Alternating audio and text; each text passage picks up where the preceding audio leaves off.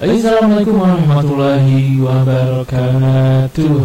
Ya, setelah beberapa lama kita tidak bertemu, kita ketemu lagi. Kita lanjutkan materi kita hari ini, ya, terkait konsep sistem informasi manajemen kayak gitu. Ya, di beberapa waktu lalu kita sudah membahas apa yang dinamakan dengan sistem, kemudian apa yang dinamakan dengan informasi, apa itu manajemen, kemudian juga kita sudah membahas apa itu fakta, data, dan informasi. Ya, kita lanjut saja. Sekarang langsung menuju. Ya, ini konsep sistem informasi manajemen kayak gitu ya. Jadi konsep sistem informasi manajemen itu adalah sebuah rancangan usaha dengan memfungsikan semua pihak melalui perencanaan pengorganisasian, ya, untuk mencapai tujuan berdasarkan data yang ditemukan. Jadi di sini bahwa sebuah sistem informasi ini adalah sebuah usaha, ya, untuk istilahnya memfungsikan semua bagian-bagian itu dengan cara merencanakan, mengorganisasikan berdasarkan data, fakta, dan informasi yang ditemukan kayak gitu ya. Nah, di sini dari hakikat sistem informasi manajemen ada 3 yang saya ambil. Yang pertama adalah OBN, yakni sistem informasi manajemen itu apa? Yakni sistem terpadu yang menyediakan informasi yang mendukung kegiatan operasional, manajemen, dan fungsi pengambilan keputusan dari suatu organisasi. Ya, itu dari OBN. Kemudian dari Abdul Qadir, itu adalah sistem informasi yang digunakan untuk menyajikan informasi. Hal itu nanti mendukung operasi, manajemen, dan pengambilan keputusan di dalam sebuah organisasi. Nah, Stoner ini bilang bahwa sistem informasi manajemen itu adalah metode formal yang menyediakan informasi akurat, tepat waktu pada manajemen untuk mempermudah proses pengambilan keputusan dan membuat organisasi dapat melakukan fungsinya, baik perencanaan, agar kegiatannya itu nanti bisa berlangsung secara efektif dan ada kendali. Jadi tujuan dari sistem informasi adalah ini, bahwa data yang kita peroleh di lapangan itu kita gunakan untuk mendukung pengambilan sebuah keputusan kayak gitu. Ada datanya, ada dasarnya, jadi kita tidak bertindak secara ngawur ya, kayak gitu. Nah, di sini di pengertian bahwa saya mengambil sebuah kesimpulan gitu, itu kritikan dari para ahli. Nah, sistem informasi manajemen yang akan kita pelajari apa?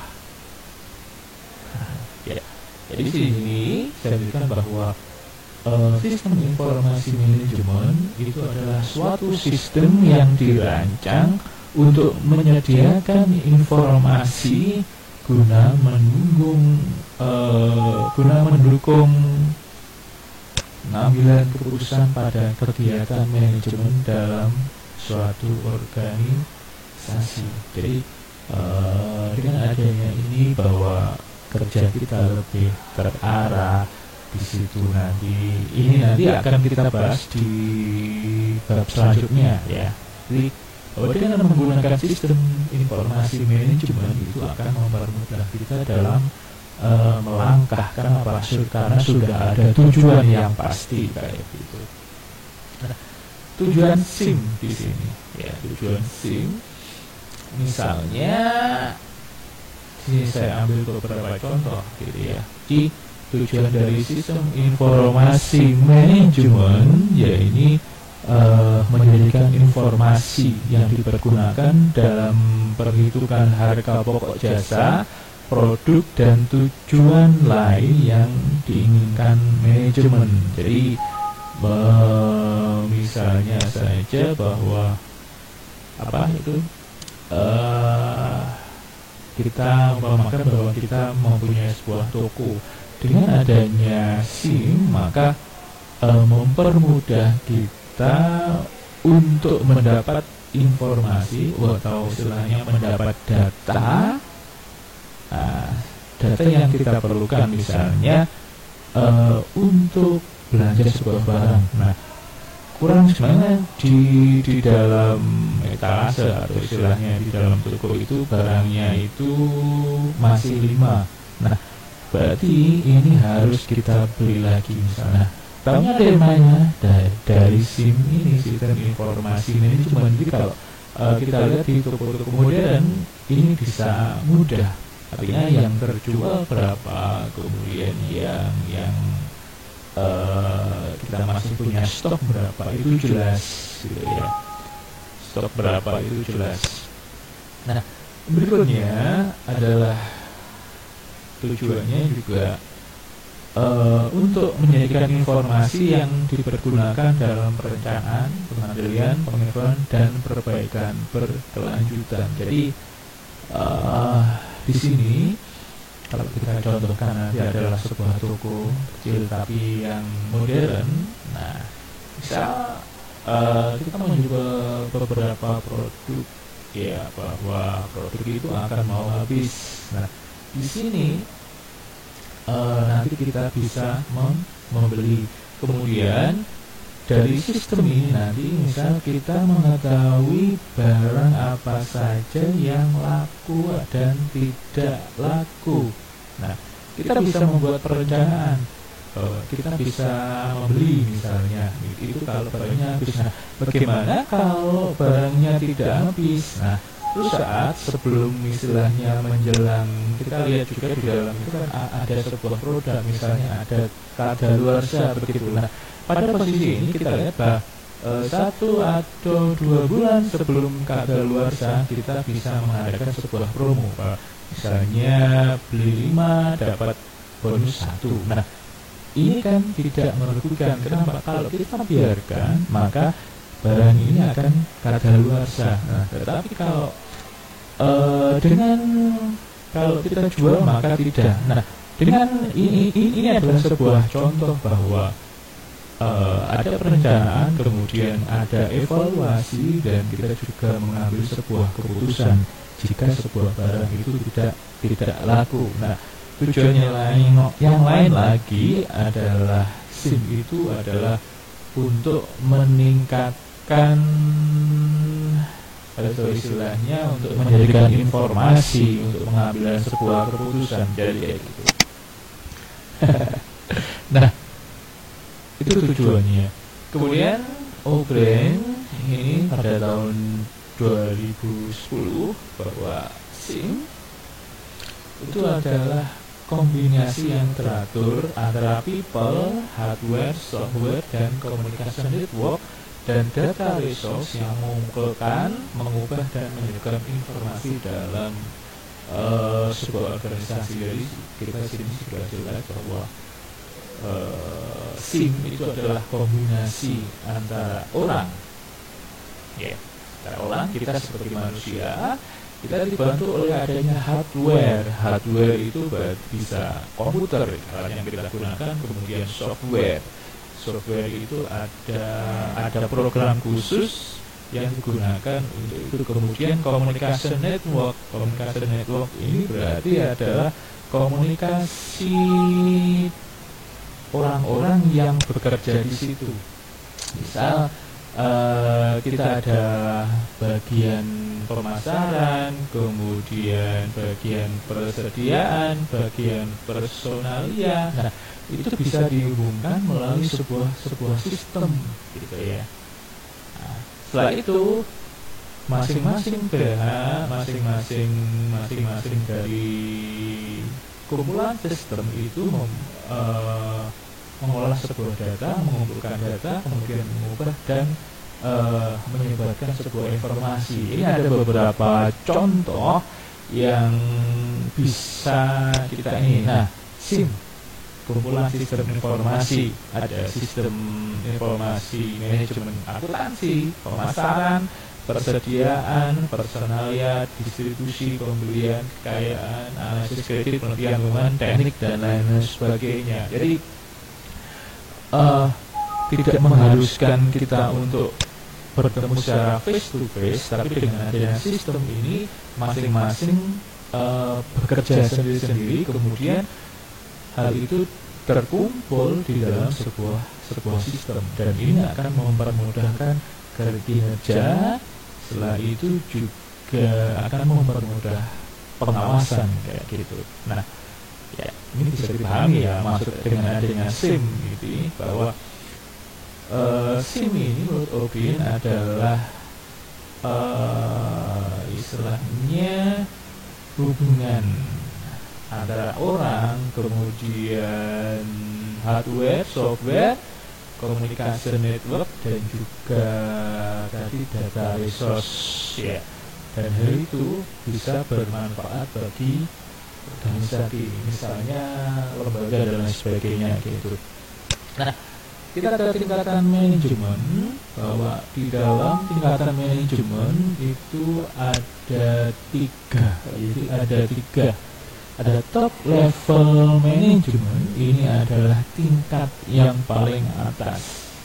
Di tingkatnya ngomong masalah strategi, di sana ada direktur, wakil direktur, eksekutif, ini manajer kelas tinggi ya gitu ya. Kemudian pemasaran, teknologi, keuangan dan lain sebagainya. Ini adalah top level management. Di bawahnya lagi ada namanya middle level management. Jadi manajemen tingkat menengah. Jadi dia sudah ngomong taktiknya. Jadi kalau yang atas ini hanya strategi, kemudian ini ngomong taktik, misalnya kepala divisi, kepala cabang, manajer divisi dan lain sebagainya. Yang paling rendah tingkatan manajemen ini adalah di lower level management. Ini sudah ngomong masalah teknis. Jadi kalau yang atas itu misalnya kita ingin memberikan sebuah produk. Nah ini ngomong masalah teknik, misalnya produknya bagaimana, nah tekniknya bagaimana, itu berarti ngomong masalah urusannya mandor, pengawas dan lain sebagainya. Jadi itu beberapa tingkatan manajemen. Ada top level manajemen tingkat atas, ada middle level manajemen tingkat menengah, kemudian lower level manajemen tingkat bawah. Nah, jadi kita mulai masuk, kita mulai serius kayak gitu ya terkait SIM itu.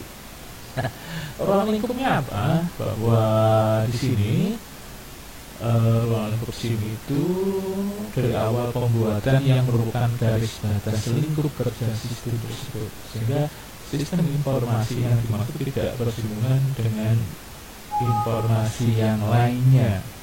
Jadi ini sudah kita atur tadi.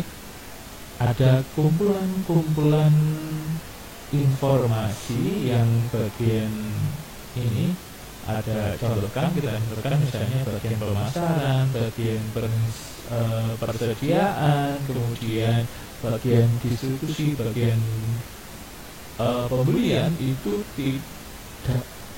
tidak bersinggungan dan itu semuanya saling melengkapi. Nah, SIM ini diharapkan mampu memberikan masukan serta membantu para manajer itu untuk mengambil sebuah keputusan, atau istilahnya untuk mengelola, itu untuk mengelola sebuah informasi gitu. Nah, manfaat SIM ini ada beberapa macam manfaat SIM di sini. Yang pertama adalah untuk meningkatkan aksesibilitas data. Jadi kebutuhan ini kalau kita ingin tahu ya tidak harus datang menemui orangnya, cukup dengan memakai komputer, memakai HP itu kita bisa membuka, dan itu kita bisa mengambil sebuah keputusan kayak gitu. Berikutnya adalah menjamin tersedia kualitas dan keterampilan dalam pemanfaatan sistem informasi. Jadi di sini sudah dengan tersedianya data, kemudian dengan tersedianya informasi, hal ini akan memudahkan kita untuk apa ya istilahnya itu menjamin bahwa laporan masing-masing sistem itu sudah diperiksa dan sudah bisa dipertanggungjawabkan oleh masing-masing pihak kayak gitu. Nah, dari itu nanti kita bisa untuk mengembangkan proses perencanaan yang efektif, kemudian juga kebutuhan dan lain sebagainya, kemudian menetapkan investasinya kemana, terus kita juga mengantisipasi dan melihat kondisi lembaga itu atau misalnya toko lah. Kemudian juga kita bisa memperbaiki produktivitas dan misalnya sistemnya itu ada kekurangan dan lain sebagainya, itu bisa dikembangkan. Setelah itu bisa mengolah transaksi, mengurangi biaya dan menghasilkan pendapatan. Ya, artinya gini, mengolah transaksi itu kita mudah, mengurangi biaya kan kita tidak harus cukup dengan melihat menggunakan sistem ini bisa mempermudah kerja kita dari kayak gitu. Nah, cuman memang di sini bahwa SIM itu mempunyai dampak, artinya pengurangan tenaga kerja dan menambah angka pengangguran. Kenapa seharusnya itu bisa dikerjakan banyak orang tetapi ini tidak bisa, jadi hanya dikerjakan oleh beberapa gitu ya. Oke. Untuk materinya konsep sistem informasi manajemen cukup sini, kita lanjutkan lagi untuk minggu depan. Terima kasih. Assalamualaikum warahmatullahi wabarakatuh.